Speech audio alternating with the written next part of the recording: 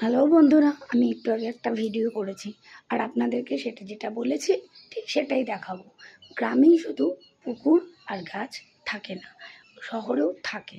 ওই যে বলে ইচ্ছে থাকলে উপায় হয়, তো ঠিক তাই একদম। দেখুন, আমি যে বাড়িটাতে থাকি সেখানে দুই দিকে দুটো পুকুর আর চারিদিকে গাছ।